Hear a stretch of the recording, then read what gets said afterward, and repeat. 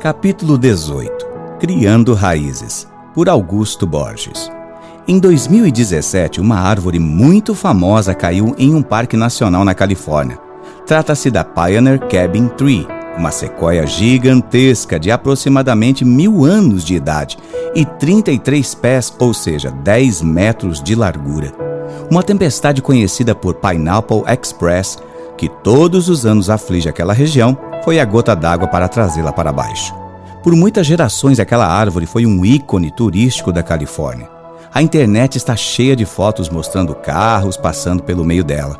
A abertura foi feita em 1880, depois que um raio atingiu, cortando seu tronco pela metade e abalando o seu cerne.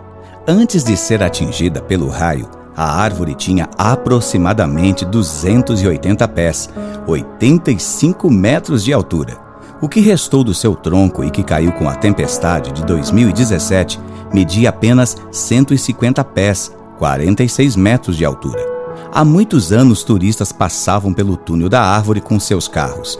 Paravam e caminhavam ao redor dela, faziam correntes humanas, abraçando-a e etc. Há muitos anos atrás, a passagem pelo túnel com veículos foi proibida, sendo permitida apenas a travessia de turistas e hikers a pé. Você pode imaginar qual profunda e espalhada era a raiz dessa árvore? Alguns biólogos especulam que o complexo sistema de raízes das sequoias pode chegar até 100 pés, 30 metros de profundidade, tornando-as virtualmente inderrubáveis.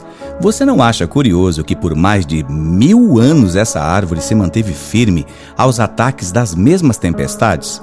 E não só isso, mas o próprio raio que cortou metade do seu tronco não foi capaz de derrubá-la. O que poderia ter feito uma árvore milenar cair assim?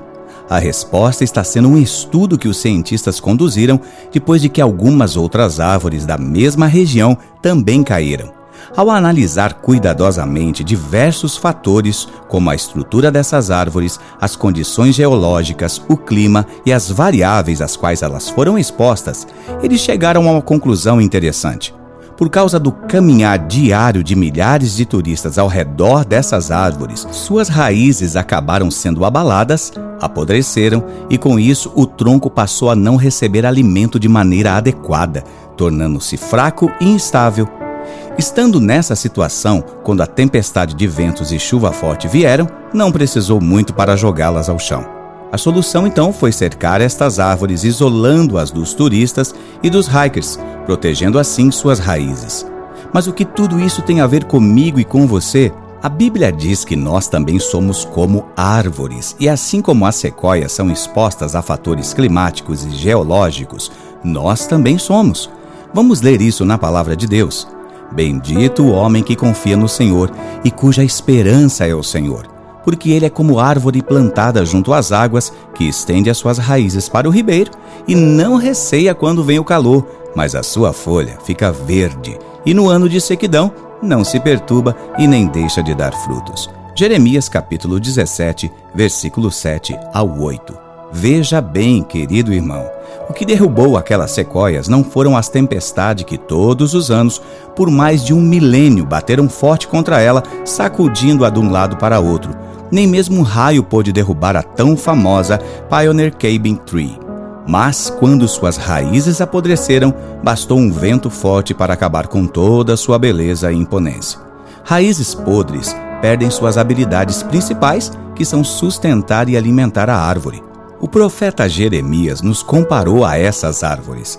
É bem verdade que ele não fala de tempestades e raios, mas ele menciona outros 2 fatores importantíssimos para manter a árvore vigorosa, saudável e dando fruto.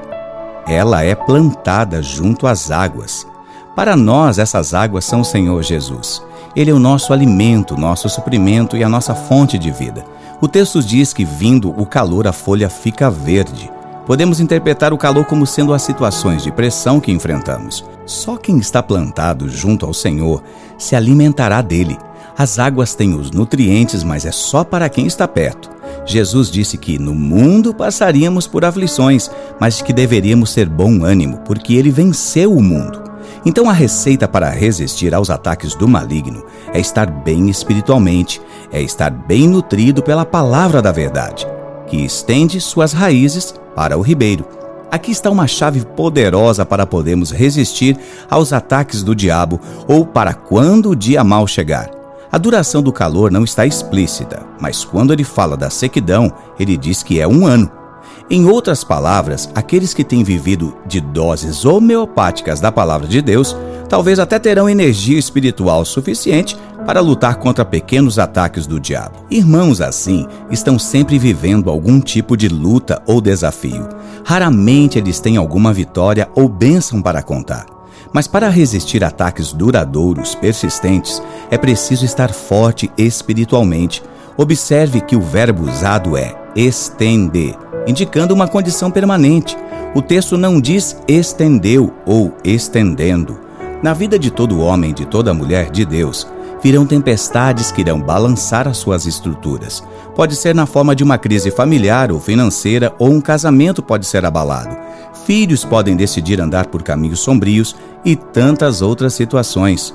E não foram poucas as vezes que vi famílias inteiras sendo destruídas, porque no momento da crise, suas raízes não ficaram firmes. Quero te exortar a estar sempre diante do Senhor e de constante buscá-lo em oração, em jejum, tendo um tempo devocional, lendo a palavra dele, entre outras coisas. Fazendo assim, sempre terá raízes sólidas, fortes e funcionais. Por último, você se lembra o que foi que as autoridades fizeram para proteger as raízes das sequoias? Elas foram cercadas para impedir que as pessoas chegassem muito perto e acabem danificando suas raízes. Isso fala de que, em algum momento, você terá que estabelecer limites ao seu redor. Estou falando de pessoas, costumes, padrões, linguajar, práticas, pecados e etc. Em algum momento você vai ter que proteger suas raízes de serem contaminadas e apodrecer.